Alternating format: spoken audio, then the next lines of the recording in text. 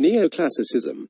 The works of Dryden, Pope, Swift, Addison and John Gay, as well as many of the contemporaries, exhibit qualities of order, clarity, and stylistic decorum that were formulated in the major critical documents of the age.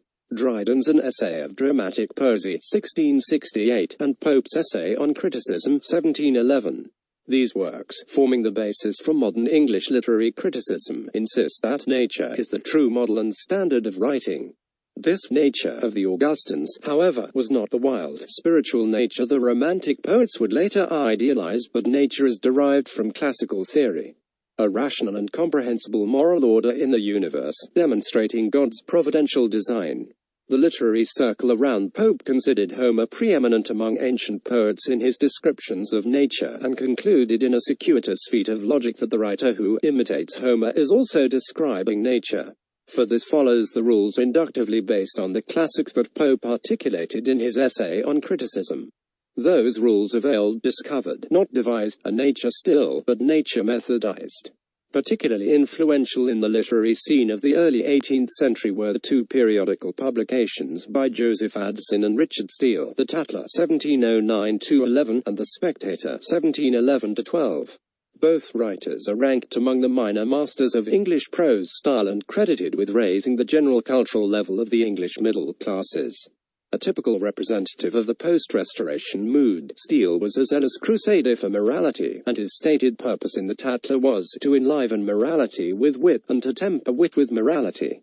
With the Spectator, Addison added a further purpose, to introduce the middle-class public to recent developments in philosophy and literature and thus to educate the tastes. The essays are discussions of current events, literature, and gossip, often written in a highly ironic and refined style.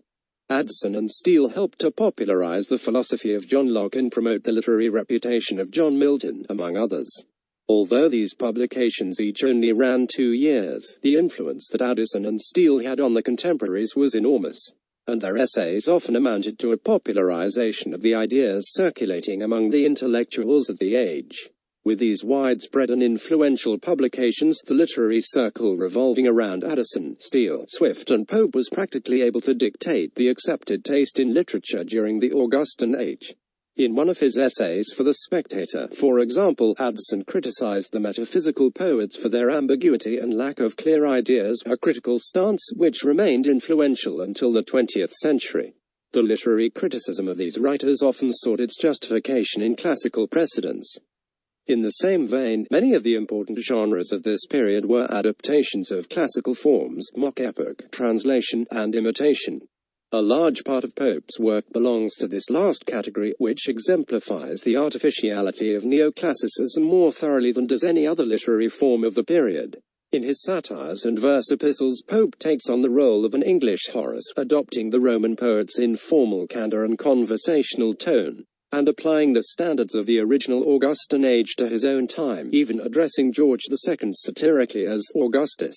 Pope also translated the Iliad and the Odyssey, and, after concluding this demanding task, he embarked on the Dunciad 1728, a biting literary satire.